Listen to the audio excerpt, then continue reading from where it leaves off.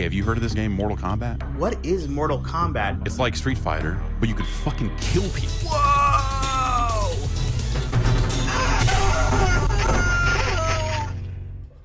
The first game truly was like an expression of who we were at the time, the stuff that we consumed growing up as kids, and we just threw it all into the game. You know, there was no template to how to make the games. There was no instructions, just winging it. And I'd never done this before. I didn't know how to do it. We were just kind of making it up as we went along.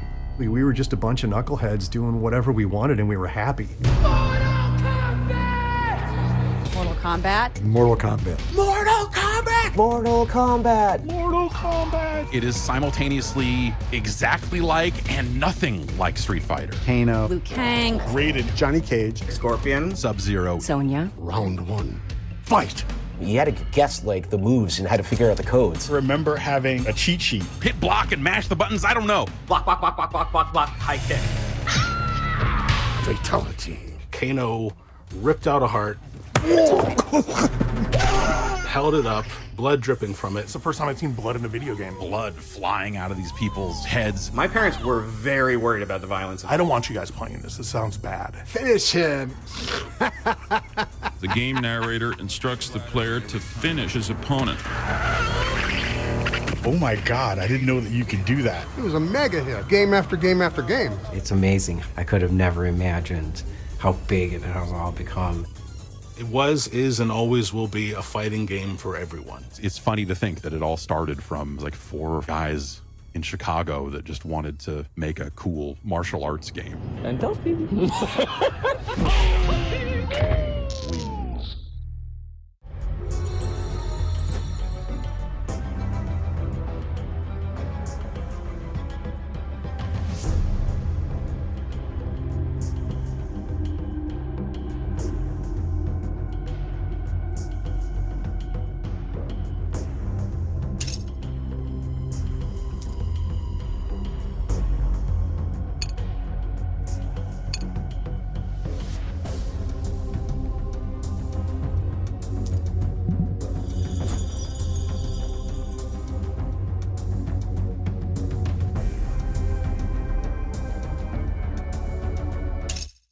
My parents were both born in Dominican Republic, and they were both doctors. I'm one of 5 kids. My older brother and older sister were born in Dominican Republic, and I was the first one born in Chicago, in Rogers Park, Chicago.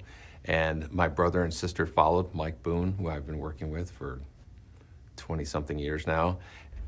So we spent a lot of time playing computer games. We had the old consoles. We had a Bally Astrocade. The Bally Astrocade was a video game system that had a cartridge that was basic programming. And you know, you have the little plastic overlay you put over the keyboard, and you could type in basic programs, and we would write little games. And that was my first exposure to what a computer program is, the idea of creating something digitally by yourself, moving a pixel on the screen and whatnot. It just kind of taps into your brain of, oh, I have control over this, and that's probably where I really got hooked on the idea of being able to control things on a TV.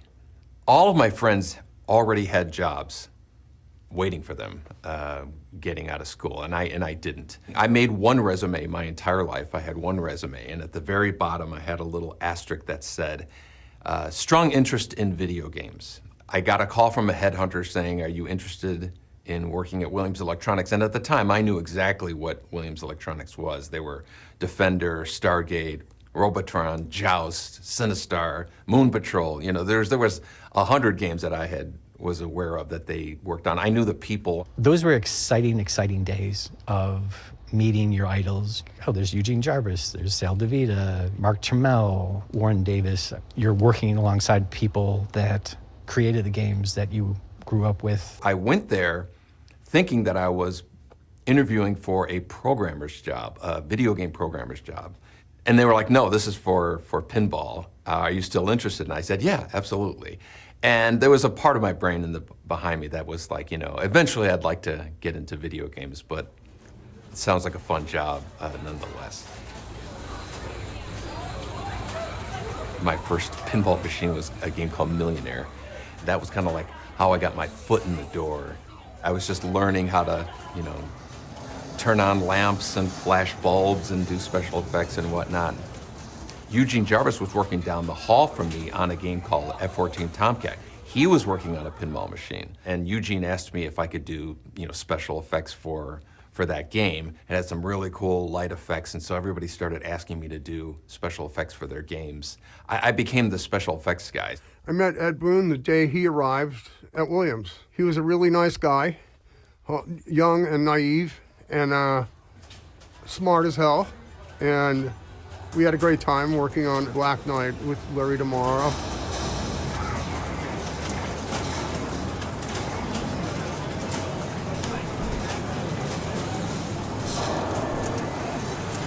Eugene had gone full-time into working on NARC. And again, this wasn't just a video game. This was a whole operating system and hardware. He eventually gave me a hardware system in my office while I was programming pinballs, and then on the side I would just be like making packets of dollar signs exploding that they were using in NARC when you would drop money and whatnot. And so I was just messing around with that and was really getting excited about the notion of working on video games. And at some point there was an understanding that when I was done with Black Knight, I would join the video game department to work on high-impact football with Eugene in about 1990, I would guess.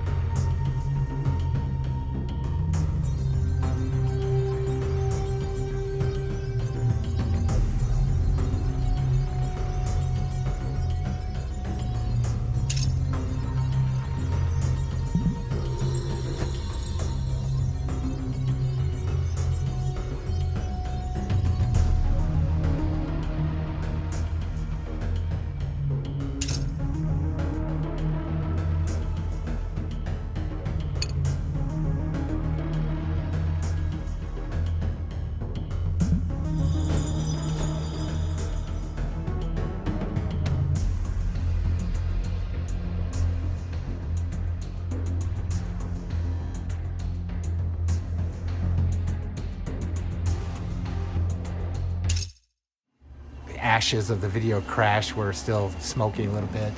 The whole industry, both console and arcade and everything, we'd been rehashing the same simple, you know, character-based games. And as far as character art, at this era, the Japanese were really dominating things, and they had just amazing artists, and we really didn't have that resource in the US. And so it was, how do we compete? You know, I was like thinking, well, why does everything have to be some kind of fantasy or, you know, men in tights or little cute characters running around the screen? Why can't we get Dirty Harry for the arcade? You know, it's like, and by doing live action, we don't need all these animators. Technology was moving and digitization was starting to happen. So NARC was kind of born out of that.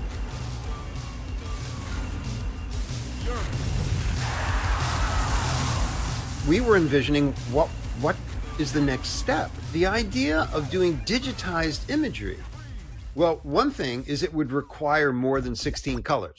The next step in our hardware design, we knew back in like 86, maybe 87, was going to be 256 colors. Pixel art is great, but Warren's tools made it possible for us to capture video and then edit that video in a way where we could select the frames very easily. Eugene wrote the operating system. I wrote the display system. It was very early, and there was only a few boards that would do this, and they were very, you know, touchy, and You know, there was no tools, there was no Photoshop, there was no Maya. So Warren was really instrumental in creating that pipeline. We couldn't grab real time off of a videotape, but we could videotape whatever we wanted and then still frame and grab individual frames. We've got the actual image, which is thousands of colors that an Amiga can generate. But then how do we turn that into 256? So I started exploring these algorithms to quantize or reduce colors from thousands to the best palette of 256 colors. And there was always big problems with noise and getting washed out images, and the color was crappy, and there's all sorts of tear and jitter and blur because VHS is terrible quality. But that's what we had at the start. The development of the studio and the techniques that we utilized came from those guys. Folks like Warren Davis or Mark Lafredo. These are the guys working on the hardware and the software that we worked on. It's like, if you think about me at the time, I was like, 20, 21 years old. And so I was literally just inheriting all this work that had been done before me. And I mean, I think we all like to talk and fantasize about this garage development mentality and stuff, but really, there were tools and things that were happening behind the scenes that we benefited from. Again, Eugene Jarvis with like his just kind of overall direction and focus. A guy named Todd Allen who literally wrote a debugger.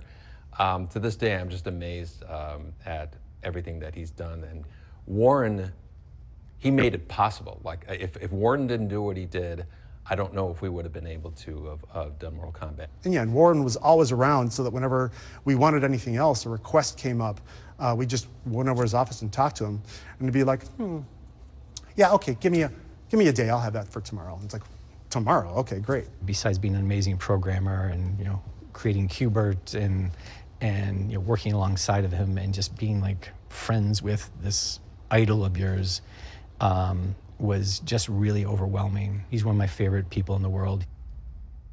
I don't go around talking to people about what I did for Mortal Kombat. I don't talk about what I did in general. I have to say there's a lot of people in my life, they didn't know about Kubert until they've known me for like 5 or more years. And then they would be like, wait a minute, you made Kubert? So I'm like, well, it never came up in conversation. I just don't, I don't dwell on it. Although I do have to say I am very proud of my contribution to Mortal Kombat. A lot of people talk about digitized graphics, but it's like they just existed. It's like they just came out of nowhere. No, people don't think that they came from somebody or from somewhere.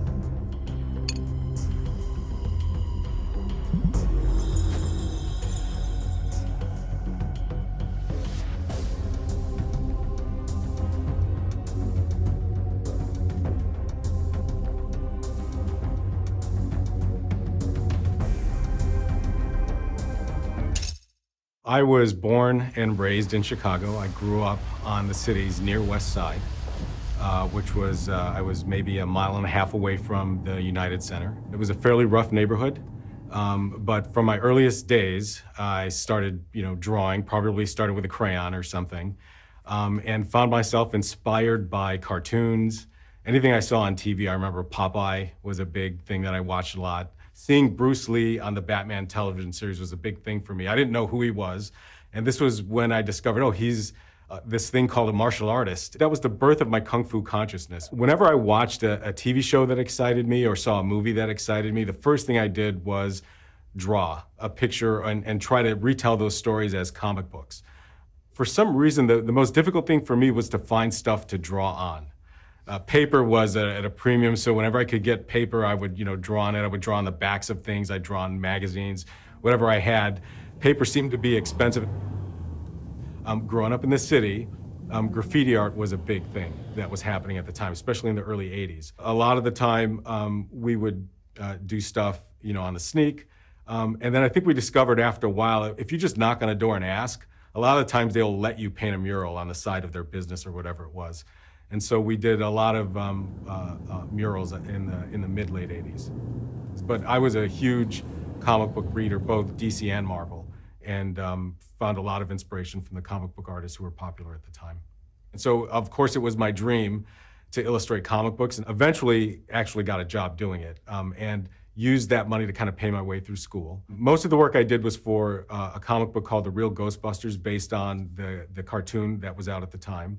I was still at the American Academy of Art, so I was still in college, and I was still illustrating the Ghostbusters comic book, when a friend of mine who I met at the American Academy of Art named John Vogel got a job at Williams Electronics doing pixel art for video games. He had gotten a job at Now Comics, and he wanted me to help him with Real Ghostbusters.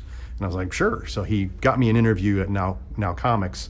Then once I got my job at Williams Bally Midway, Mark Trammell now needs an artist. Who can we get to work with him? And I'm like, I know a guy that's doing the Ghostbusters comic book, And John called me up and said that they were looking for another artist. When I was hired at Williams, it was to work on Smash TV.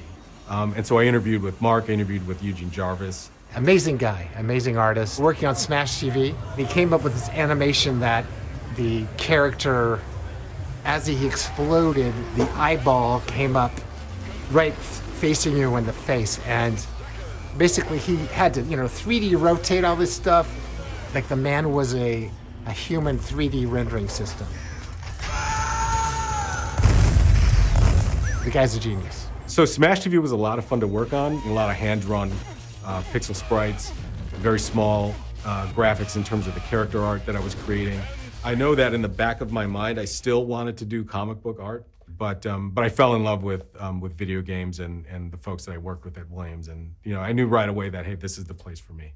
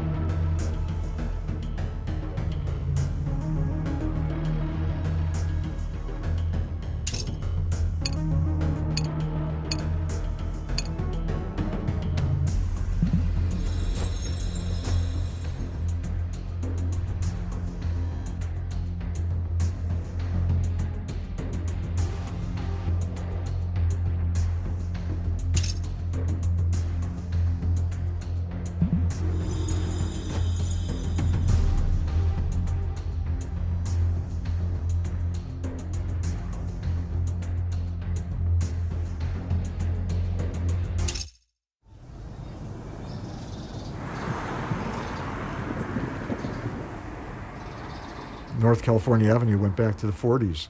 That's where Harry Williams and Lynn Durant had started United Manufacturing. I was always obviously a big fan of Midway, and I always knew it was on California, and I would drive by and it's like, oh, that's this magic place, and that's where these amazing games were made. It was weird. It's very Chicago. It's gritty. The paint is from it's government green from 1947. It was in the pinball factory. So you walk into the front door and through the factory to get to our offices in the back.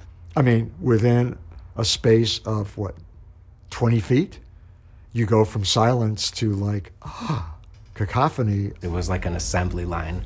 There were just Terminator 2s, just hundreds of them in line being developed, and all the sounds going off, terminated, and all the explosions going off. I was gobsmacked. Miles and miles of wires and a lot of fumes from the in-house plating facility, the stamping machines, the burning soldering irons. Everything smacking into itself, just all these sounds. And they actually had 50-ton metal presses stamping out pinball legs. The factory still had dirt floor. Throw things on the floor because somebody's going to come by and sweep it up. So you have this catacomb. At night when you're leaving, the lights are down, and it's like, wow, this would be a great setting for a horror movie or something. And being a programmer, a lot of times we worked at night. That's when the rats would come out. They would grow to the size of a small cat. But I remember the vending machines, rats could jump up and get the product, so it'd have to be only the top 2 or 3 rows you could put a candy bar or something. And even then, sometimes you would buy something and it would just be a wrapper. There used to be a cafeteria upstairs with a private chef. And the food was delicious. They had it down. We never left the building, okay? We had half an hour to suck it up and get out and go back to work. Then you'd make it to your office. And the offices were pretty Spartan. They were rough. The work on video games happened what we called downstairs. Upstairs was all of engineering. Everybody had an office, so it was almost like a dorm. The first time I remember meeting Ed was when John Vogel and I had shared an office. So I feel like I was involved with Smash TV and Total Carnage because I could see it being made. Ed Boon, I didn't know anything about him. I mean, he was a programmer in the pinball department at that point. Ed was coming down from the pinball department to work in the video game department. To work on high-impact football with Eugene. Right next door to me, there was a double office, and it had John Tobias and John Vogel. And there was a doorway between the 2 offices that was kind of kept closed. He cranked his music really loud, and I remember he poked his head in, and he said, hey, is that too loud? Is the music too loud? And we said, it's a little loud. So he went in and lowered the music, and he came back, he's like, is that too loud? So anyway, that's the first time I met Ed. And after that, I think Ed started hanging around with the group of us, and we all kind of became fast friends with him. And I was mainly software. Those guys were mainly art. So, we had different perspectives and whatnot, just as any group of, guys in their 20s, a lot of conversations started up about movies and video games and wouldn't it be cool and things like that. You could hear conversations of all the different games going on. There was only 2 or 3 games going on. And then we would all kind of give each other ideas for stuff. It was a very collaborative environment. The environment was beautiful. Good enough to make a video game, and it didn't feel like a job. All the magic that was happening there, somehow the walls kind of absorbed all of that.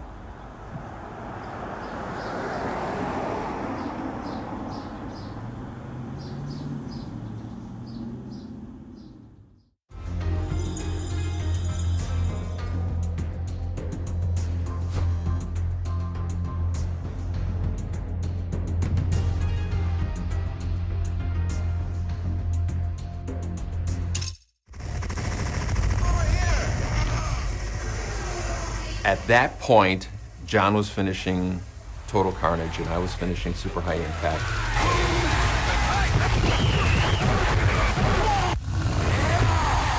I eat quarterback for breakfast.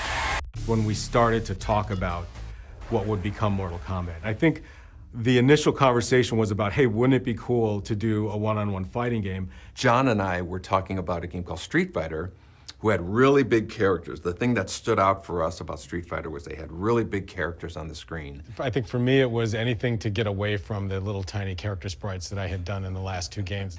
And we were saying, how cool would it be to have our digitized characters? Street Fighter was kind of fantastical hand animation, beautiful stuff, but their vision was, let's take this photorealistic system we have now and have a photorealistic fighting game. For me, it was the opportunity to take all this inspiration from all the Kung Fu films that I grew up watching and kind of throwing it into a game. The conversation went towards Jean-Claude Van Damme. At some point, just fixated on the idea of doing a photorealistic Van Damme fighting game. And we put a presentation together when we gave it to Roger Sharp. We're thinking of Jean-Claude Van Damme. Let's see if he's interested. The reason we made a video to pitch to Jean-Claude Van Damme was because another team at Midway had done the same thing with Terminator arcade game as well as Revolution X to Aerosmith. And so we decided just to go that route because they were having success with doing that. We found the movie Bloodsport, and we basically grabbed a number of frames of him just kind of getting into a fighting stance pose, and we put the power bars and we kind of mocked up what a generic fighting game screen. And again, just to give him the idea of what the game would look like, how he would be the star, and how realistic the graphics would be. And I reached out, and it wasn't a no. Whether or not things didn't happen quickly enough, I don't think that it was ever like a door closed. John and Ed thought, Roger, just forget it. Because I think we just kind of left it. So that was just kind of like the way that you would pitch an idea. But as far as to management, my recollection was that we never gave a formal presentation. Street Fighter was really big, and when we said we want to do a fighting game like this with our graphics, there wasn't much convincing that needed to be done. It was, yes, that obviously is a really cool idea. I thought it was a fantastic idea, and I knew that I had to still finish Total Carnage, and I know Ed was still working on High Impact. Touchdown! But I think that was the beginning of the conversation. Maybe our next game could be this fighting game.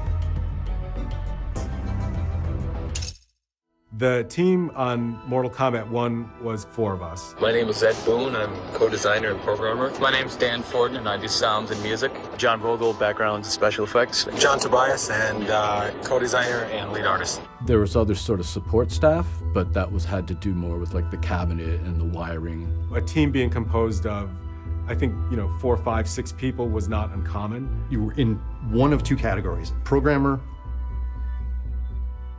or artist, and that was basically it. Everything felt like, being in a rock band or something, just a very few number of guys. He's guitar, he's drum, he's, we all had our own jobs to do, and, we'd fight with each other, and we'd hang out with each other and go see movies with each other and stuff. And certainly when I started working on Smash TV, it was myself, Mark Turmel, and I think there was maybe one other programmer at the time, and then Eugene Jarvis eventually came on. Partly it was just the simplicity of the games of that era.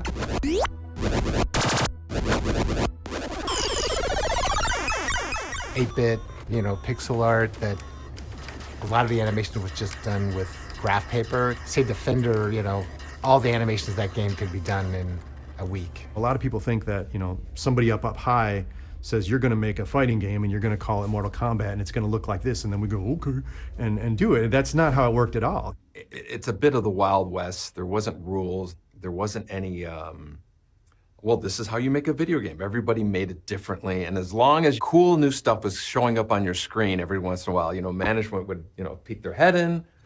Oh, you got fatalities going. Good job. And then they'd leave and you just continue with it. Sonya wins. It was so pure. You didn't have to, have a committee meeting every time you wanted to add a feature. And things were so loose back then. There wasn't really a workflow. It was like, hey, we need to get something done. Just do it. It was just like, yeah, let's try this out, and see if it works. And I think maybe a part of it was also that I wasn't conscious of might have been to keep costs down. I know what my salary was at the time. I don't know what Ed's salary was, but I have to believe that the development of MK in terms of the cost of us had to have been, I don't know, not much. And I remember at the end of my first year working at Midway, I was doing my taxes. My dad was helping me do my taxes. When I started at Williams, I was making $19,000 a year. He knew the hours I was putting in, and we did the math, and I was making probably $2 an hour is what I was making working at Williams, and I didn't care. I loved the work so much.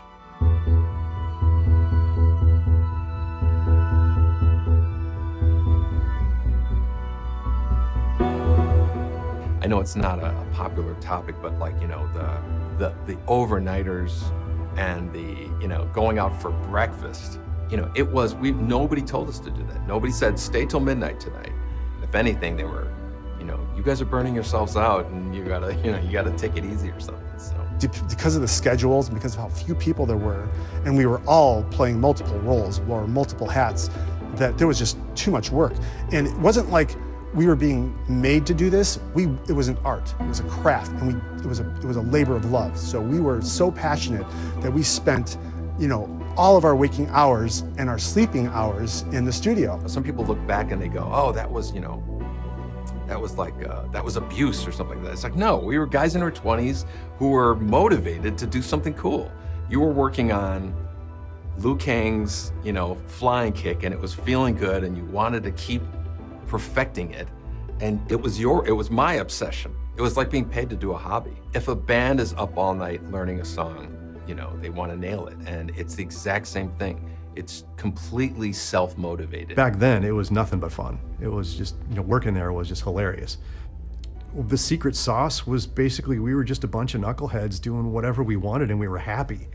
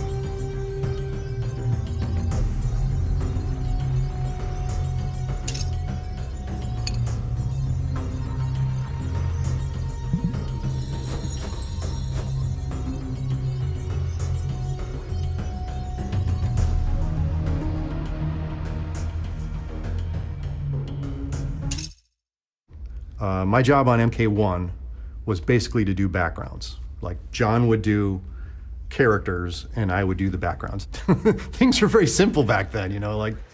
One more time.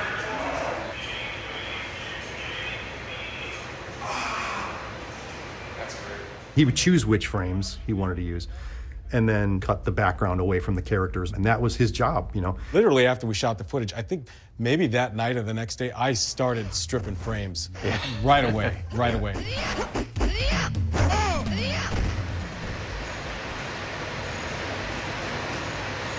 did a lot of playing around with lighting. We were just sort of discovering. I think we probably taped more than we needed just to make sure that we got enough coverage. I remember after the Sonya's leg grab, having to say something along the lines of, trust us, it's going to be really cool. The image was clear in my head. Sometimes we forget that it's not inside everybody's head.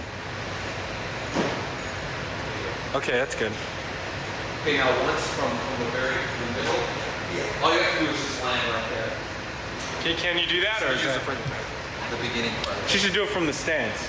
Right. We were trying to get a film-like quality, but we wanted to just amp it up a little bit. And once we realized that pumping up colors really attracted people to our games, that was also our trademark.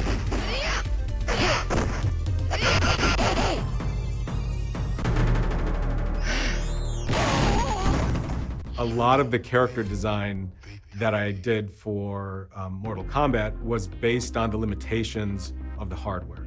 So I knew that we had a limited color palette that we could work with. I knew that the pixel resolution kind of restricted what we were capable of doing. So bold colors, simple shapes would distinguish one character from another would be important. And I knew that a color palette that would distinguish one character from another was also important. And I was careful not to repeat those things. The thing about the ninjas was, the nature of them. As you know, there were palette swaps of each other. It was all to save memory. It was a very precious thing in our arcade games. And so Scorpion and Sub-Zero, they were the same character with different colors. John wrote this amazing backstory behind them, making them enemies, and that added to the mystique of the characters.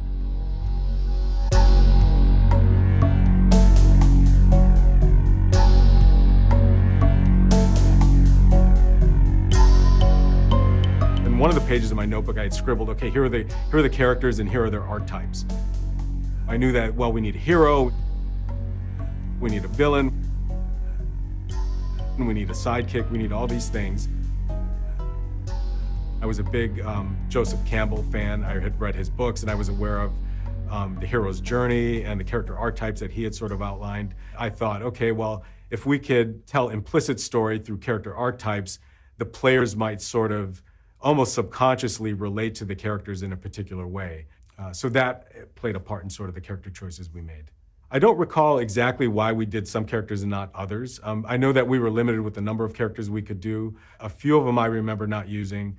One of them was a character called Minamoto Yoshitsune. It was based on a Japanese mythological character. And another one was called Rakuro, who was based on, I think, a Japanese mythological beasts. Those two characters didn't make it in. I think part of it was because the names became a big deal for us. It's like, how does this name roll off the tongue? If a name was too long, we knew it was going to be difficult to display on the health meters. It was usually silly things like that would play a part in some of the choices we made. Most of the characters' names came from John Tobias. A couple of the characters, he didn't have a name written down for them. He had Ninja 1 and Ninja 2. I was a little bit more of like a simple superhero mindset, so I started calling them Scorpion and Sub-Zero. Those simple names were kind of like my influence, but the authentic, cool names, Goro, Shang Tsung, Kano, Raiden, that was John's deal. For Mortal Kombat 1, there wasn't a lot in the way of concept art that we did. Conceptualization was just limited to just scribblings in a notepad. I don't remember many, if any, drawings of backgrounds, but there may have been some. I just remember kind of like I said, just winging it and doing whatever. Like John would say, I'd like a dungeon or something, and that became Goro's lair, I had already learned how to do the parallax scrolling stuff from Terminator 2. So that worked out well with doing parallax stuff for Mortal Kombat as well. I know there was one specific background that he wanted, and that was with statues, the statue background. Just make something look cool. That was basically the rule. I went to Chinatown, and just to get references and stuff, there would be, you know, an interesting vase, and I would video that vase, and then I use that, and that's Shang Tsung's, one of Shang Tsung's thrones is like the vase, you know. There's the dragon that was sitting on Ken Fedesna's desk. I just said, hey, can I video that? And he's like, cool. So I grabbed it off his desk, took it to my office and grabbed it. That's like in one of the backgrounds, and there's two of them. You know, and then there's the pagoda in Chinatown that I videoed that and used that as, you know, the courtyard, I guess we call it, I think. You know, Shang Tsung is also in another chair, and it's that big roof thing. That's from Chicago, that's from Chinatown. So sometimes it meant opening a book and going, oh, that's a cool Chinese thing. You know, get the camera, take video of it, and use that. There are things from books in Mortal Kombat 1. You know, I just went out and grabbed stuff, what looks cool. Kind of a guerrilla artsy sort of way. It wasn't really planned all that much back then.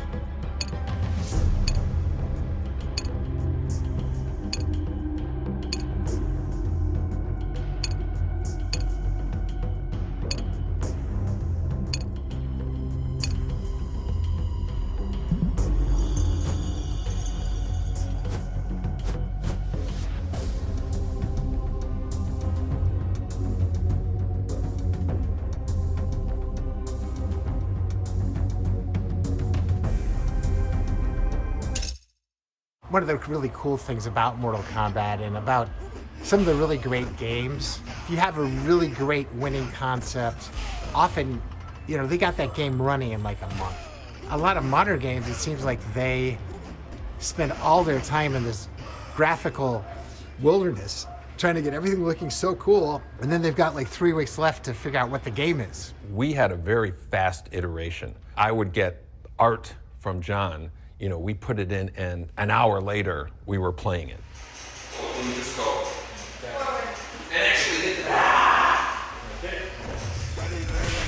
Raiden wins.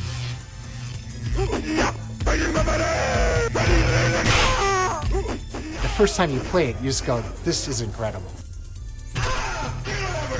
You knew you were on the right course.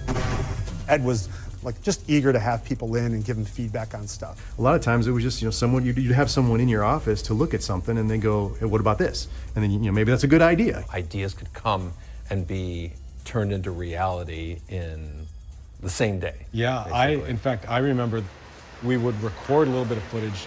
Okay, one more time. All right, that's good. That's good. And it wasn't until Ed actually got the frames and could get them in the game, not until that point would we know that we were making the right choices. Yeah. When we were making this game, Street Fighter II was the big rage, and I was a huge admirer of that game. At the same time, I felt like there was a little bit more ceiling room in terms of how outrageous you can get with the moves. We wanted characters using magic, disappearing, teleporting, doing all these kind of unpredictable things. And a lot of the moves were constructed from kind of almost like scraps. Kano's ball was from his flipping animation. Scorpion's teleport was from his jump punch animation. Scorpion throwing a spear and pulling somebody in, It was something that I remember I thought of that was just an outrageous move that wasn't seen in any other fighting game. Right, although we used to try to do the wind up and throw is usually like 5 frames maybe. Like if you went like yeah, something like that. It was one of those spur of the moment, inspirational ideas that ended up becoming like very signature, very iconic to Mortal Kombat. The way he was implementing them was so interesting because he uses the frames of animation, and he was, as a programmer, would move them around to do things. Like he would define like how things animated across the screen. When we did the Liu Kang flying kick, you gotta stop him. Once he makes contact, then it'll make the impact feel like it's a lot more intense and more forceful. Iterating again and again on how important it is that we get the timing of all these things correct. Other than, how John would define what the actual frames of animation were, Ed defined how things moved around. There's little nuances that are put into the game that a lot of players don't identify, but they just know that it feels good, and they're not sure why.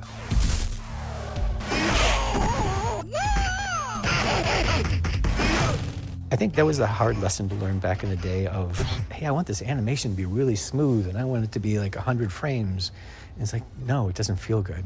It doesn't feel good. And it has to feel good.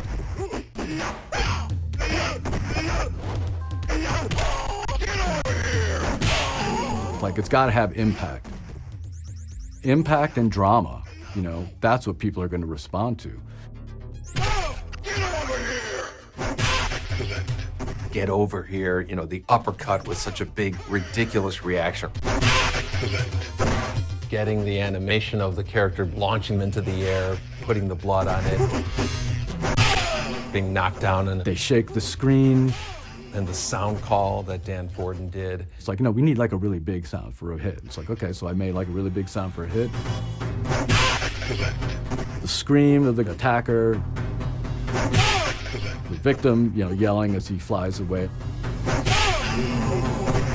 Put all that stuff together, it's like, boom. It's like, oh my God. I remember we were just walking around just doing uppercuts again and again and going, God, that feels so good, that feels so good. That's how people knew when something was cool in any game. People were gonna be like, holy smokes. And now you have something. And then, so that, and then the fatality.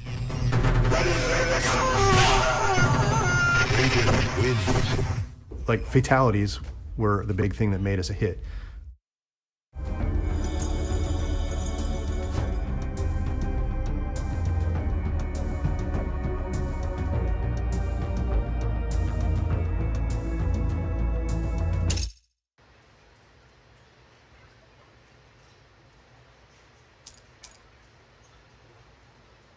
What would be a cool ass move? One more time. All right, that's cool. Do ninjas ever have any sort of... That was cool, dude. What was that? You pull something with like an arrow or whatever, and stuck into the other Yeah, guy, and it dragged him across the thing, which him and nailed him. Didn't you say? Right, although we usually try to do the wind up and throw is usually like 5 frames maybe. Like if you went like, yeah, something like that. You can do the wind up. Maybe something more like you do like this, because you know what I'll do? I'll like trail the rope. Right. Can you make where you throw it the plane like I want the thing to hit the guy in the chest, you know? Because we have a bunch of frames from big now, and we can use that as a drag. So when you stop, your arm is parallel with your chest as opposed to way down here. Okay, so try to do it chest level. Okay. A little bit more of a wind up. So that would be alright, because I could do like a little thing of the rope, more like this, like it's like a little snake in. Oh, you know what? Wait, you know what we should do? After he does that, we should have him do. Well, I think you have to do like a. Yeah, okay. So, do the throw, and then we need some kind of pull back. Pull your hands together and do that. Okay. Yeah.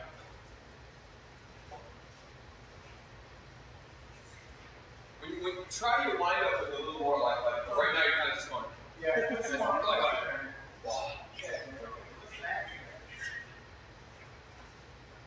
Okay, one more time.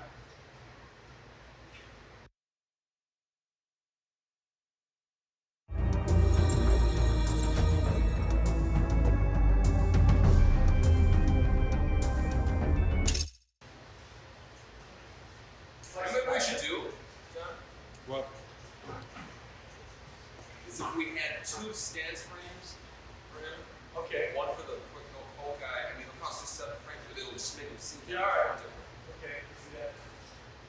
It'll have to be kind of similar because they're both going to be going to the same punch. Right. You know what I mean? Right. But different enough that they're fighting each other. We'll do that one stance you just did, and we need one slightly different. Because what we're going to do is we're going to take the yellow of your palette and have another ninja. And what we're going to have 2 different stances. One ninja's going to have one, the other's going to have another. But we're going to use all the same punches. All right, so let's do the first stance.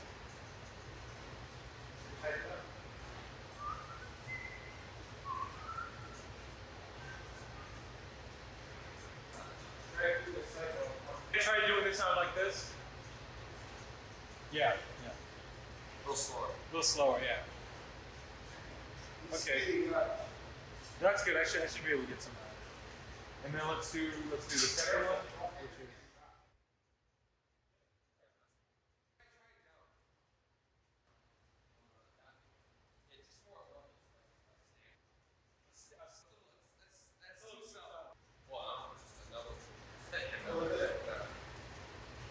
the other hand kind of the same, but the one that was up before, try it like, one was on the middle. A little more tucked into your waist. more like this. Right.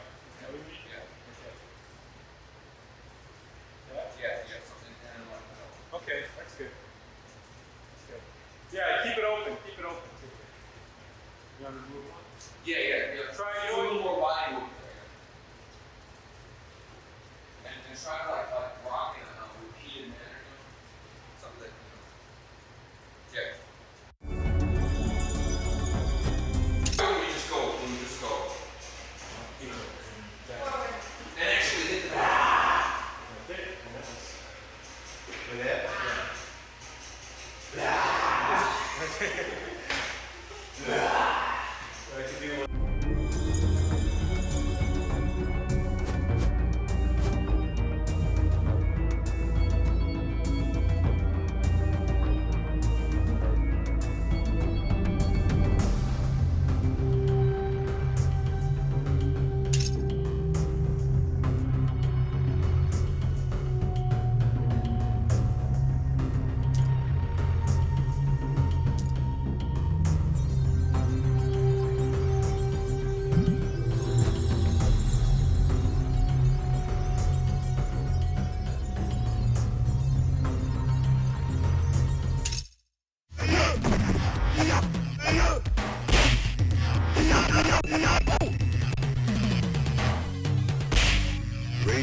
wins.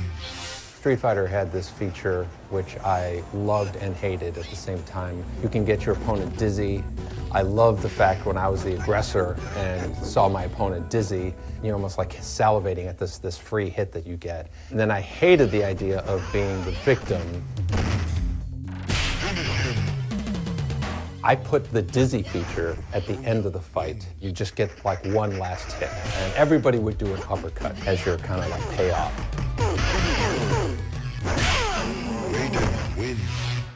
We had a feature that we had dropped in the game where Shang Tsung, when he would defeat you, he would take a sword out and he would like cut your head off. And we weren't going to use it because we were out of space, but we still had the animations of all the characters falling to their knees without a head. One day I just kind of piecemealed the idea of Johnny Cage uppercutting the opponent with this uppercut animation and then using the animations of the character with his head, you know, cut off. Johnny Cage wins. Flawless victory fatality. I showed it to John, I showed it to the rest of the team, and everybody lost their mind, and we have to do this. The fact that we gave the players the ability to actually perform this kind of death blow, this kind of killing move, was really the birth of that idea. Some people were kind of like saying, I don't think we can get away with, you know, letting the player kill the other player. So we showed it to management, and they loved it.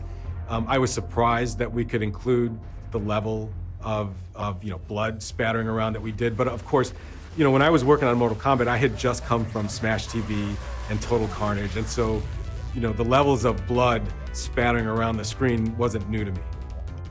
From that point on, it was, okay, now we got to think of fatalities for all the characters. Some of the later characters, we actually grabbed animations of them, you know, Kano ripping the heart out, Sonya doing the kiss of death and all that. The spine rip was a suggestion from John Tobias referencing the movie Predator, and he said, why don't we do what they did in Predator where you pull the head out? It's just like, oh, it was just like, oh my God. And I remember saying, you know, I think that's probably crossing the line. We can't do it. Again, once we mocked it up, put it into the game, you know, there was no turning back. Everybody was just losing their mind. And if anything, I felt like there was a bit of encouragement coming from other folks, you know, around the office, just because of the excitement that it drew from the players. Everybody had to see this. No one had ever seen somebody removing someone's spinal cord. It's interesting, it made it so much more emotional. It just like, you're just like, yeah! You know, it's almost like that barbaric, primal emotion, like, yeah! You know, like,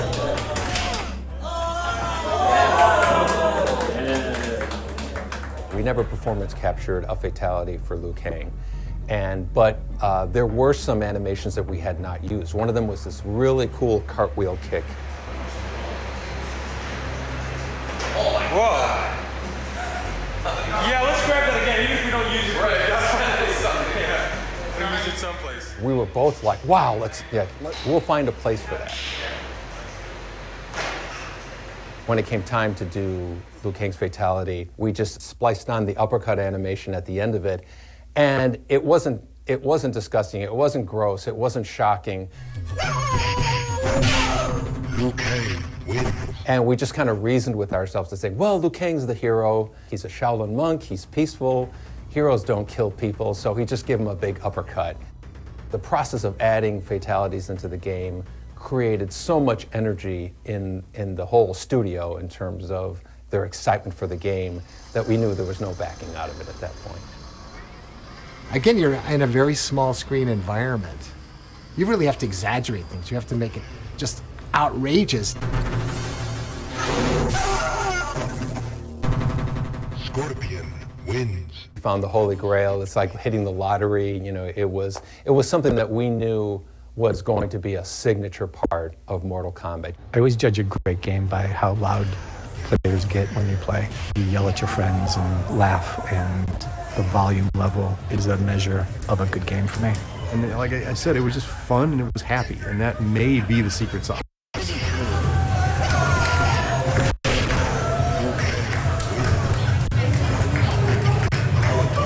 Again, when you see people playing the game and they're losing their minds and they're reacting to it, there's your fuel. Yeah. There's your fuel for the next, for the next year to do it. So.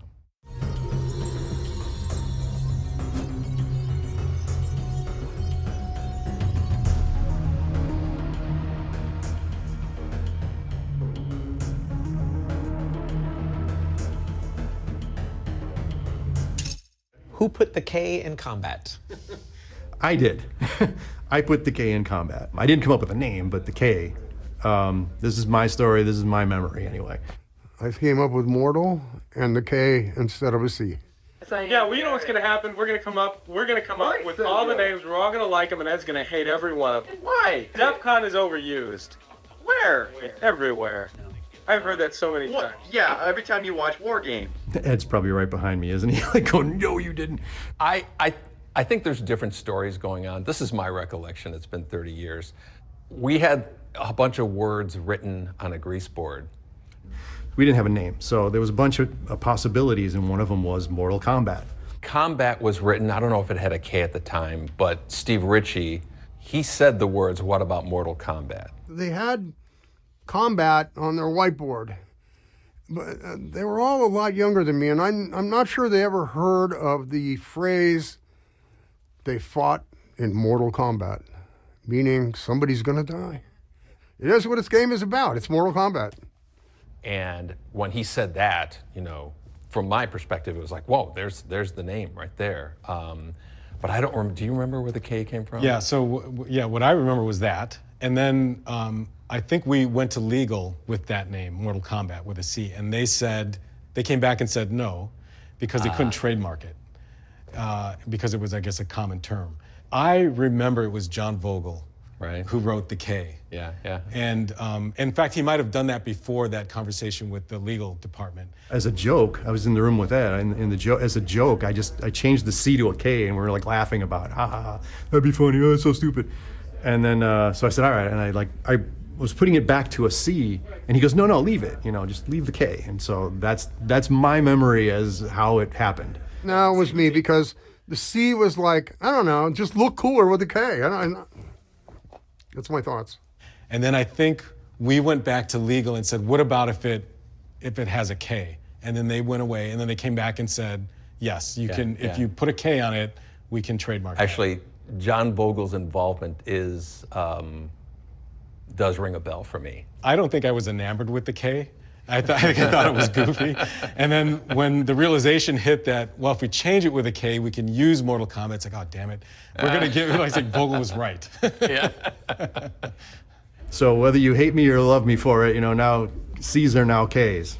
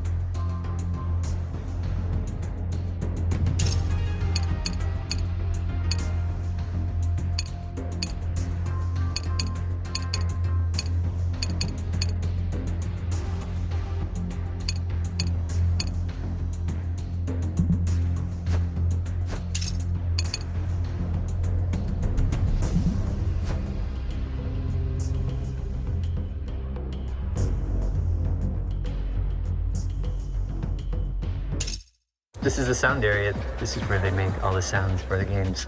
I am an audio director here at NetherRealm. The sound guy, like, gotta get the voices in.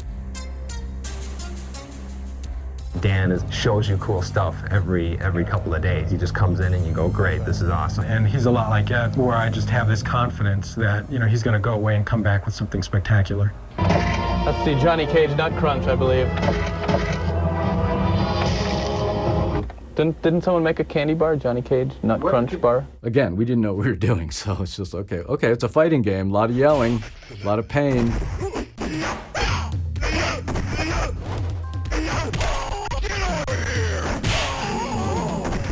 You know, I don't think we had enough memory to record, okay, this is Scorpion's voice, this is Sub-Zero. So we just, like the men, we just mixed and matched. And I think Sonya was the only female in the first one, so we had obviously a female voice for that, and that was hers. But the rest of them, I think, would just be shared. We'd just get the talent, which was just people around the studio. It's not like we were hiring people to come in and do this. We recorded me as the announcer, as Shang Tsung, you know, Liu Kang wins. Finish him. Liu Kang wins. Fatality. You know, fatality. All of those kind of classic sound calls was me, because we didn't have somebody with a better voice. Later on, we found Steve Ritchie, who had a much better voice in terms of like an announcer. Baraka wins. Flawless victory. Fatality. I did a terrible Bruce Lee impersonation for Liu Kang. I think I did a yell for Kano. Kano wins. But I was also the voice of Scorpion, you know, yelling, "Get over here." Get over here. Excellent. Come here. I had worked with Dan Forden for many years at the time. I remember there was another sound guy who thought that was the stupidest thing in the world. And it kind of was, you know. Why would a ninja, you know, yell, "Get over here"? That's such like an American kind of thing.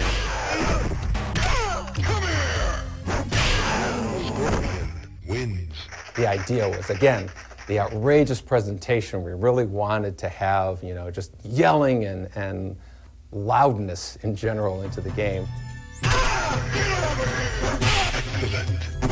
From something that became with such silly roots and beginnings, you can't imagine Scorpion not having the "Get over here."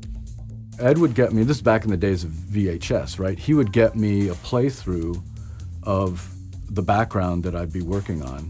These are the instruments that I have, and look at the background, trying to think of like, well, what makes sense musically for this? You try to imagine the action of playing the game and what the music's gonna do to like get you revved up.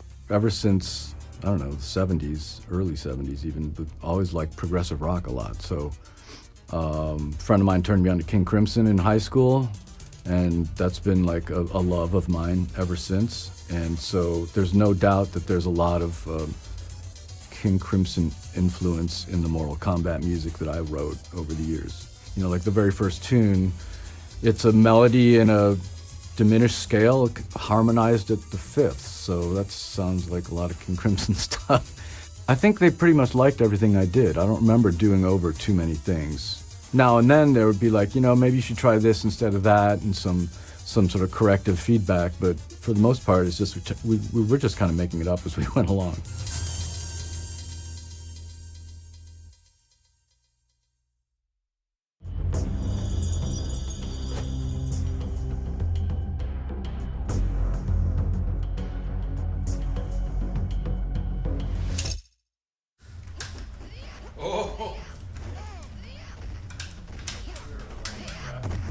Testing a game was always one of the most fun parts of the job.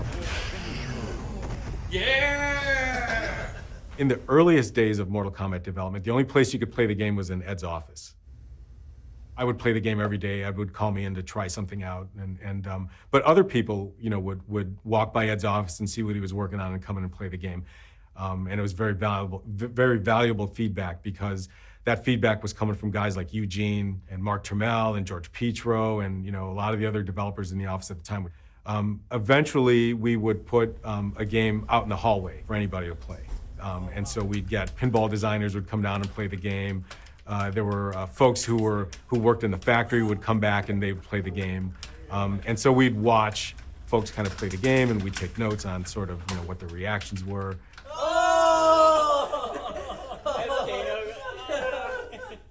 And then eventually that would lead to our first weekend test. Testing the game in the arcade was such a critical part of determining what's working and what doesn't work. Being on test is like one of the best parts, one of the most exciting parts of doing an arcade game. Our first location test was a weekend test that we did, and that was done at an arcade called Times Square. It was a Friday night, so it was packed. The arcade was packed. And there was a crowd around the Street Fighter game. Street Fighter 2 was out at the time. And I just thought, there's no way these guys are coming over to play our game.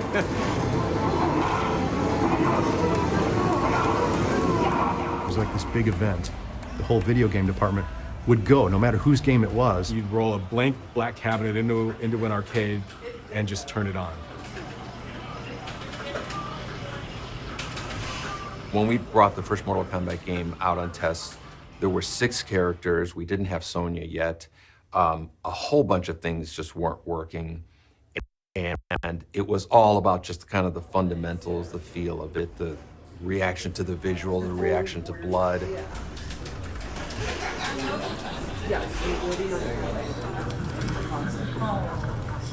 That rush, that reverie, or that destruction and devastation if something doesn't work out, you know, like, it's like, oh, we gotta fix that, you know, and it hurts, you know, it feels bad. I remember watching the first player, he was one of the guys from the crowd, walking over and looking at the attract mode and then dropping a token in and playing the game. And then I remember he walked over, tapped, fell on the shoulder, you know, called him over, and then the other guy came over, and then they played the game. And then slowly people migrated over. Whenever you would see a secret move come out, I remember the first time they saw Raiden do the dive move, you know, you'd hear an audible, you know, cheering or gasp, or, you know, how did you do that?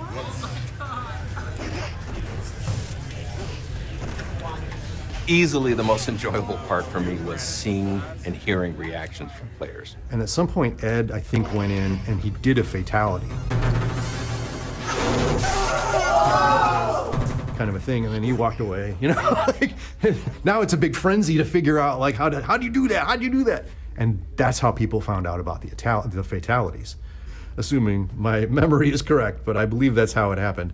We would never perform fatalities in front of people because then someone's going to see you do it, right? Like, we wanted to launch the game and have people discover it naturally and organically.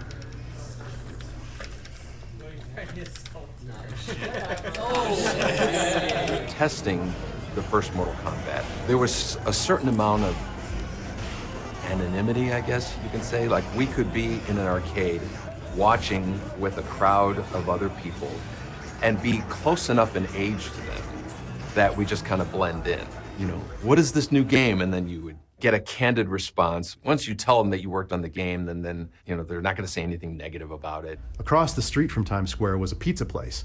And so we would go across the street, get some pizza, and we would discuss, you know, everything that we saw, what was cool, what was not cool, or, you know, what should we change? You know, hey, that was cool. And it was so much fun. Seeing that first game on test was so reaffirming that we had something big. I saw players get so excited they just had to run. They just had to run around like in circles.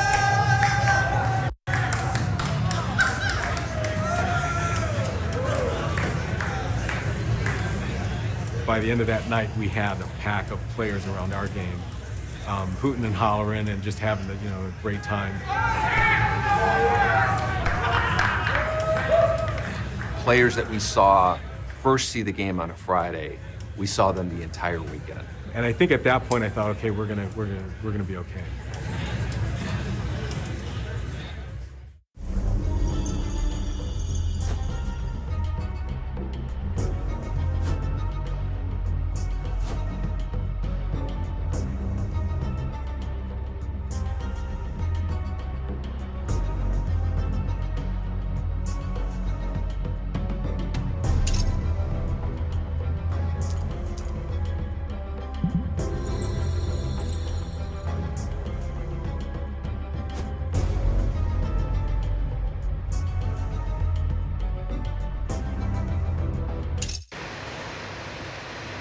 Let's try the one you were talking about, where she. Could you like probably in the back? You just do the handstand and then you go over. Yeah. All you have to do is just land right there. Can you do that, or is that? That's great. Is that enough for you? Yeah, let's try it one more time and just step up a little bit, just in case I need anything before, just in case. Start a little bit further up. Can you start on the mat?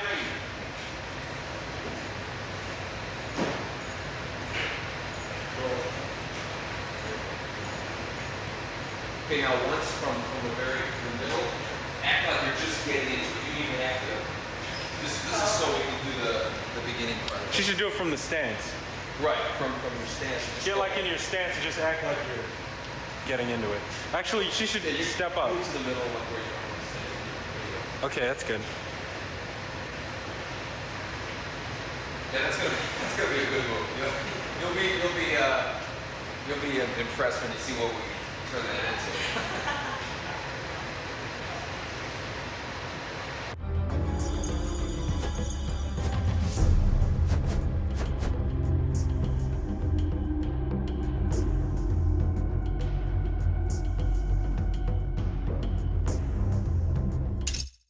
This was our first game that we were doing kind of as the leaders of the games. You know, Mark Trammell was the kind of leader of the Smash TV team, and Eugene was kind of the leader of the High Impact team, along with John Newcomer.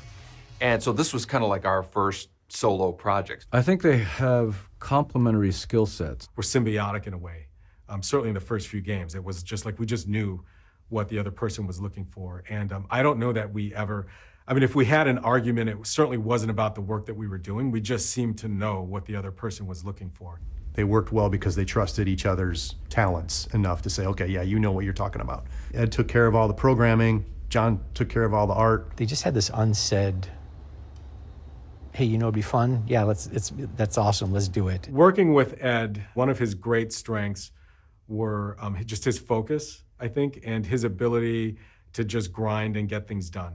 Ed, who was the sole programmer to create that game, in hindsight, was incredible. For one programmer to do all those games is pretty amazing. And his door is always open. He wants to hear new ideas. He's dangerously funny, where it just busts me up at least once a day. He would just crack us up all the time, just his jokes, and he made it easy to work the long hours. John is a really good storyteller. John has a history in as a comic book artist, so I think that probably contributed to his ability to tell a compact story.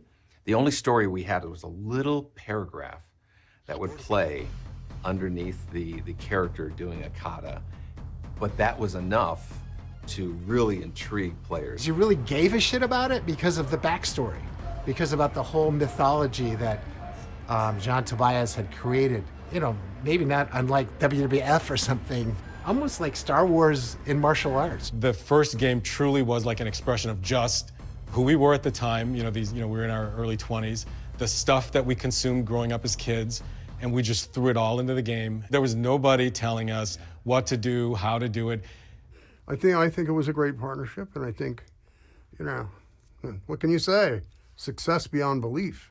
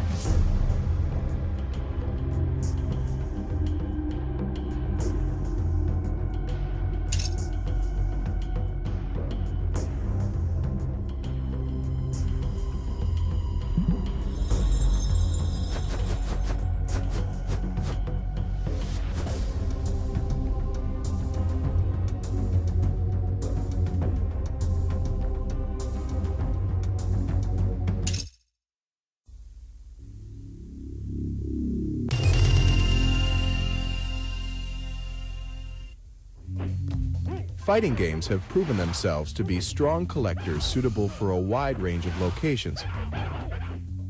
They embody the most attractive elements of the arcade experience: characters endowed with mythic powers, full player control, secret moves, and the kind of unbridled, head-to-head competition that compels repeat buy-in.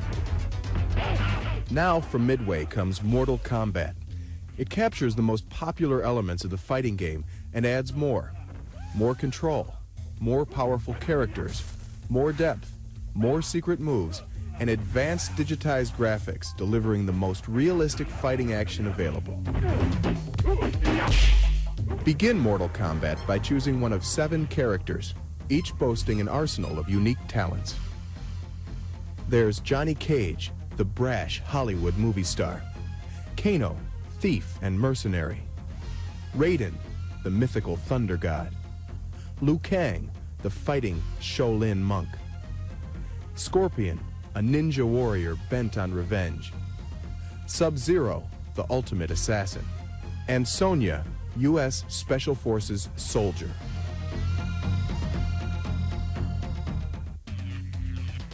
Each player has 5 basic moves corresponding to the 5 action buttons.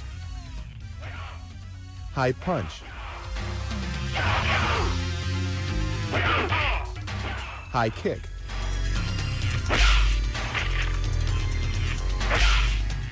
low punch,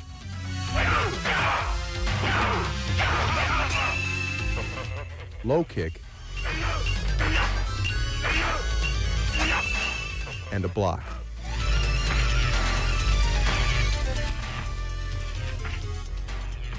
In addition to these moves, players will continue to discover new joystick button combinations. Each new technique provides another competitive edge. For example, moving the joystick away from your opponent while pressing the low kick button will result in this sweep kick. Moving the joystick straight down will put the player in a crouch. By then releasing the joystick and pressing low punch, you'll administer a devastating uppercut. Johnny Cage wins.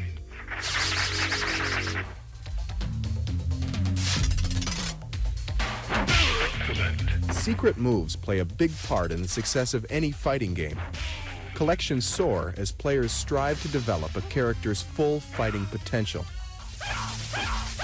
Mortal Kombat has several times more secret moves than the nearest competitor. The button joystick combinations required to execute these moves are different for each character, as are the moves themselves. And each character's arsenal of secret moves offers unique tactical advantages. If you learn one of Sonya's secret moves, you'll be able to perform this devastating scissor throw.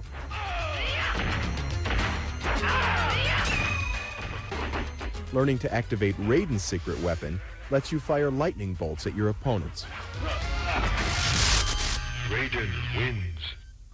Victory is achieved by winning 2 out of 3 rounds.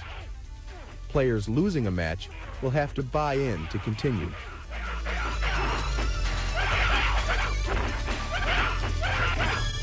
Liu Kang wins. Finally, winning 3 matches against paired adversaries will put you in the ring opposite Goro, a 4-armed, unstoppable titan, half human, half dragon. Should Goro be subdued, you'll engage the most deceptive and powerful opponent of all, Shang Tsung, the bloodthirsty emperor capable of instantly becoming any fighter he chooses. Conquer Shang Tsung, and you will have joined unfrequented ranks, those who have battled all adversaries, yet survived. Test your might.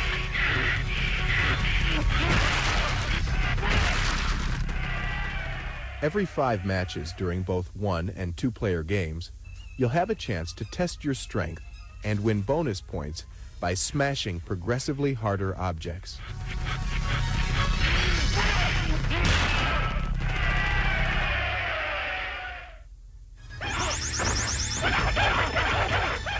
Two-player mode allows true head-to-head combat. Players must rely on their fighting abilities, as well as a knowledge of their character's strengths, as they are matched against an opponent with different but equally lethal abilities. Each player selects a character and the match begins. The player losing the best-of-3 match will have the option of buying in to continue. The winning player will continue to play as long as he maintains a string of victories. Loser pays, winner stays.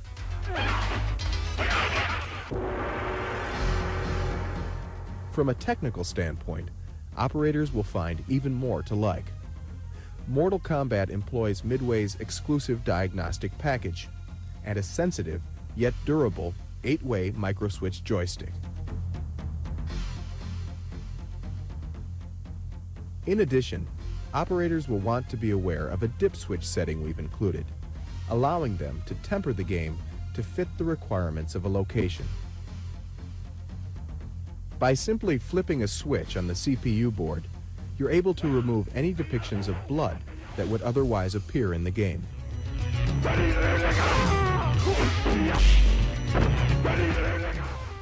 Another dip switch will disable the most graphic secret moves. In this way, operators can be sure they're matching the game to the disposition of their clientele.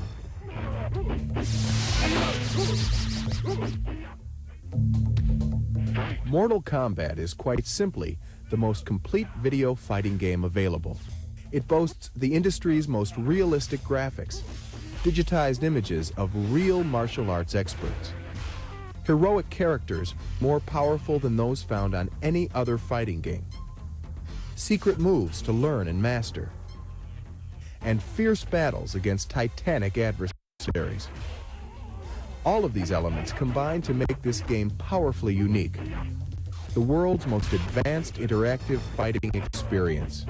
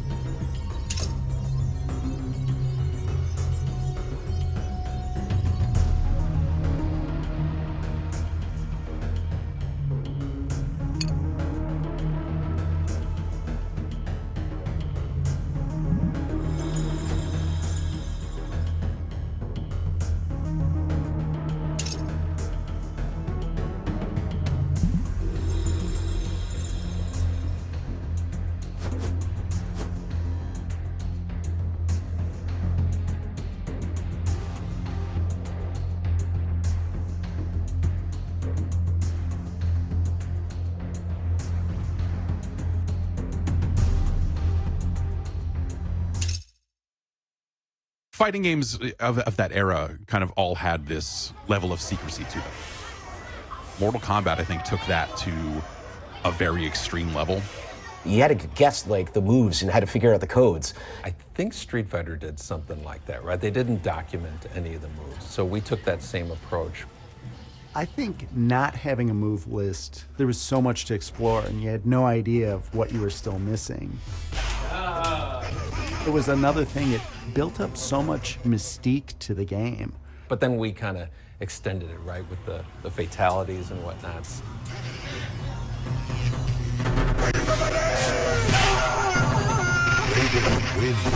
Especially at the end with the character Dizzy, there was a certain amount of, what are you gonna do? You would see them trying to trigger something else. They knew that there was something secret in there. The announcer's like, finish him! And you go up and go, boom. And you're like, damn it! I screwed up the fatality. It's like the worst feeling in the world.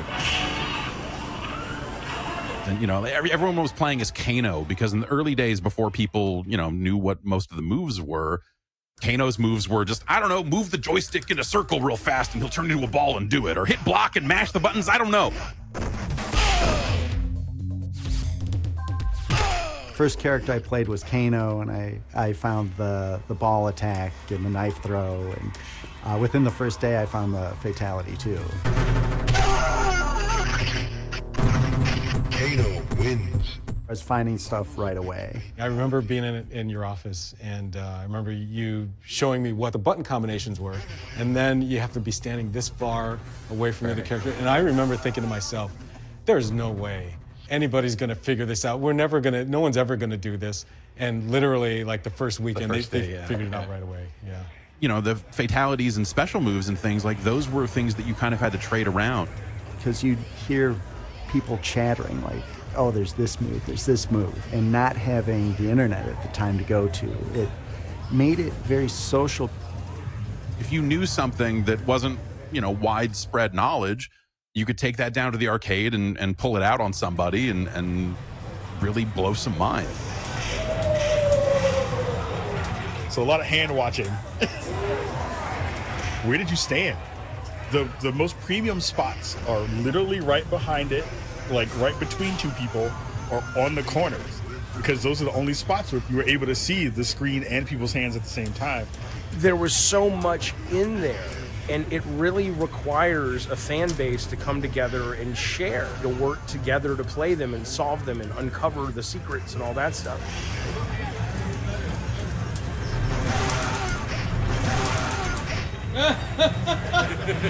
I was always obsessed with those kinds of things. I was a big fan of Street Fighter, and there was this rumor that was not true, that there was a character in there called Sheng Long.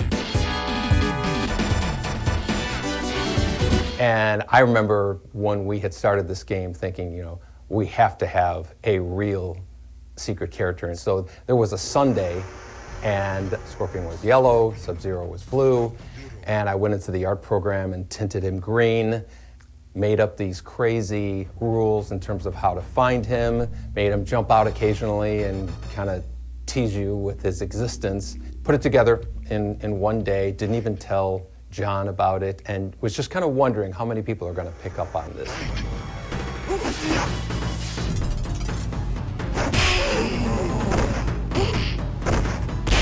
It became a bit of like a Bigfoot. Some people had sightings and some people didn't, because there was this one that was real and was rather difficult to find. It could give players a little bit of creative license to come up with something and say that they did see something else happening in the game.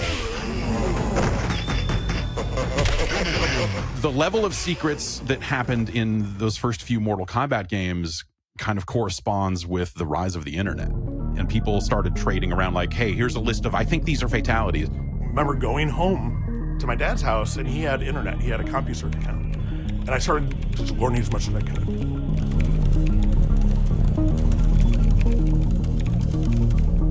And I'm like, Dad, can I go back to the arcade? I want to try some of this stuff. I made it my mission to test all that stuff out. And that became my calling. We need to investigate. And I published my first FAQ, and it is the most inaccurate piece of junk that is available. It's shameful, but it's where I started. And then, all these urban legends about Ermac and all these other alleged characters that it's kind of like, how the kids used to say back in the day, the negative worlds in Mario Brothers and Mario could go skiing. It's that kind of the kid equivalent of water cooler conversations. People would come up with lore, lies right. of That's right. I did this and that happened, and everybody's, and we just shut up. A friend of mine in high school said he was cousins with someone who filmed for the game. and that there was a secret character that they had filmed. So I put it in my FAQ.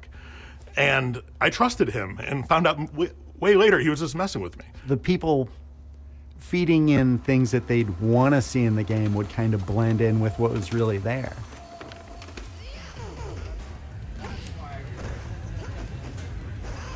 Sometimes you'd see a move and then it was gone. You'd be like, I swear this was in there. Did that really happen? Like, there was no way to capture it. A friend of mine, his little brother was playing the game and told me about Kano's laser beam. Yeah, that's right. And I remember telling my friend's younger brother, there's no laser beam. He's like, no, I saw it. And so I know he's mistaken with what, I don't know what he saw, but he didn't see that. This mythology was being built by the player base.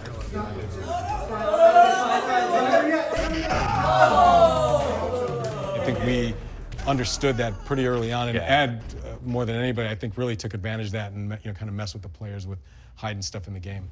Yeah, I remember somebody found one of Sonya's moves, and I foolishly changed it because I read it on a news group, thinking, yeah, I got the best of that.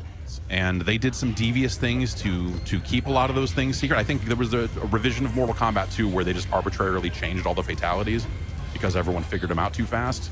And it's maybe the most devious and mean thing they've ever done. I remember thinking at that point, yeah, this internet thing has gotten, you can't beat it. You can't defeat it. It's just too powerful. One of the fun things about going to an arcade was, a lot of people didn't have the internet just yet. So people would show up with their copy of their FAQ. Once I was there and I saw someone with my guide, like my FAQ, and I was like, oh, where'd you get that? He's like, oh, the guy who wrote it sold it to me. And I was like, what do you mean sold it to you? I wrote it. We had a Mortal Kombat comic book that John drew, and we were the ones stuffing the envelopes, and we started writing messages to players. Sonya has a slide move, She didn't have a slide move. Within a week, I was at, it was like Galen North or something arcade, and some guy was playing Sonya, just keep trying these things. And one of the guys said, what are you looking for? And he goes, I'm looking for Sonya's slide move, Poor guy was, looking for it. But we were just adding fuel to that fire. Most of those secrets went unknown to me until much later in life when walkthroughs on YouTube became a thing. And I was like, whoa, I totally missed a lot of stuff in a lot of games. So to us, secrets were basically replay value. And that was the most important thing for us. Having more to do with the game, having more to discover, more to enjoy. We love the idea of, just this question mark over the game. What else is in there that nobody else has found? And it just made the game that much more mysterious, right?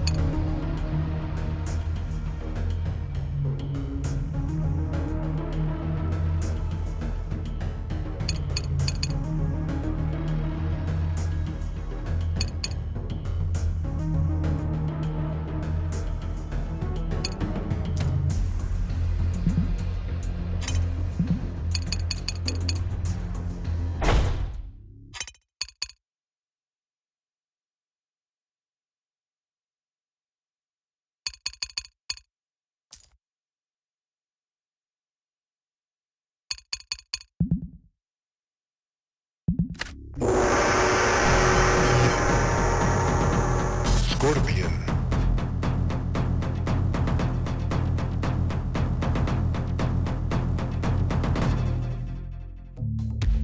Fight. Excellent.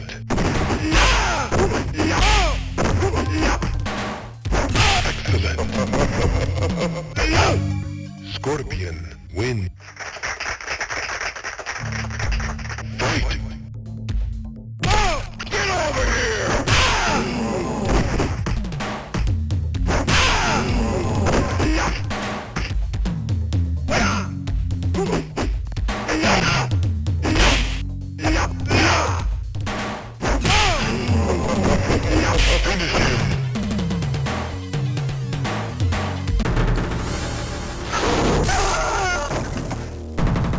Scorpion win. Fatality.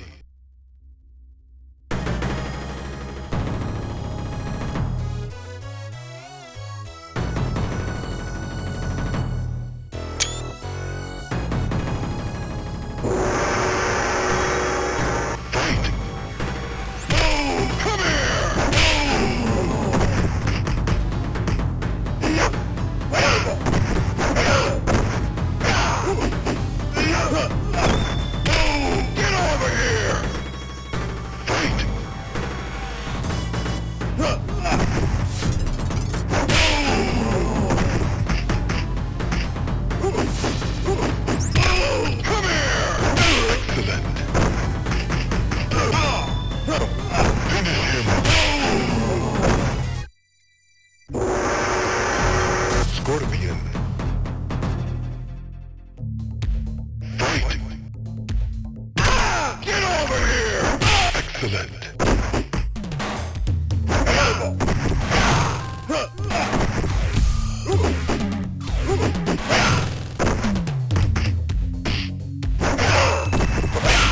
Johnny Cage wins.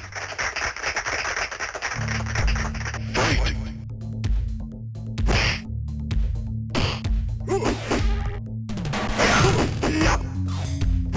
Excellent.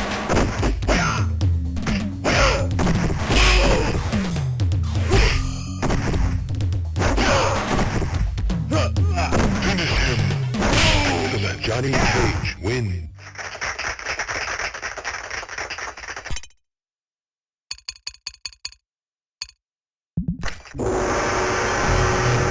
Raiden. Fight. Ready, ready, go! Ready, ready, go! Are you ready?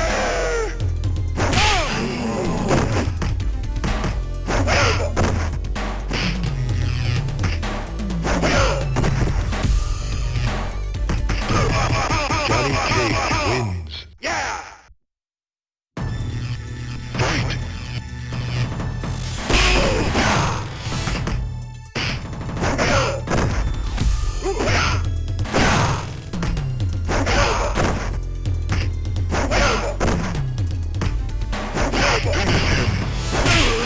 Johnny Cage wins. Sub-Zero. Fight.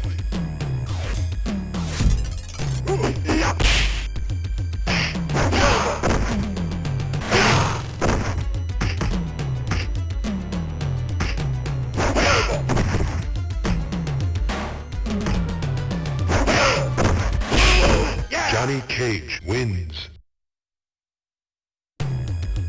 Fight.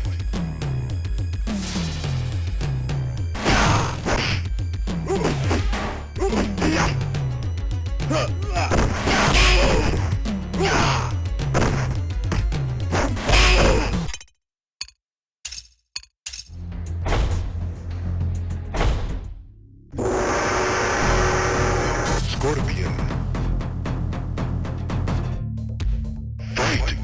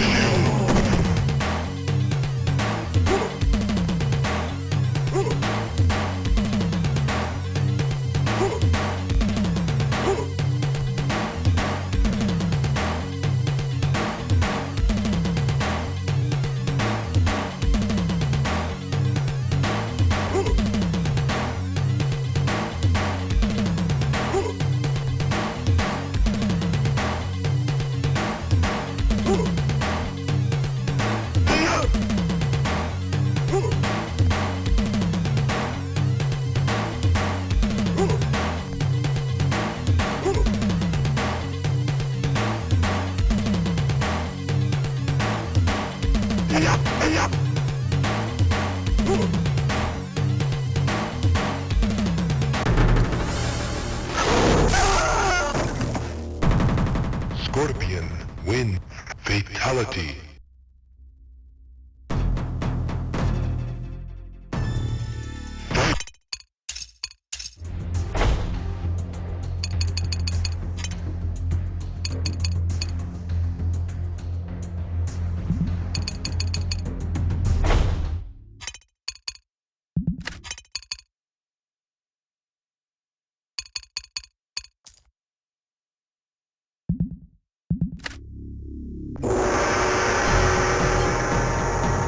Liu Kang. Fight.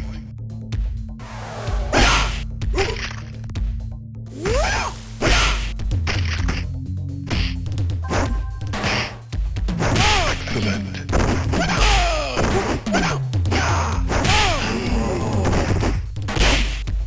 Excellent. Liu Kang win. Fight.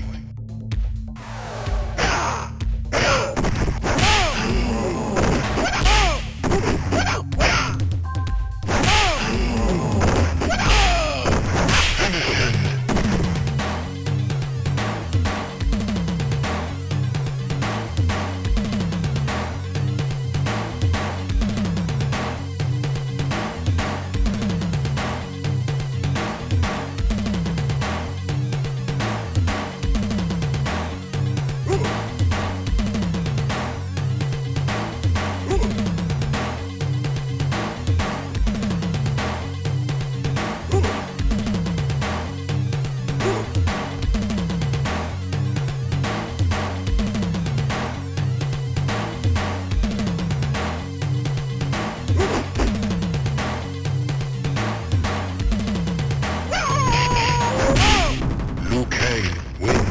Fatality.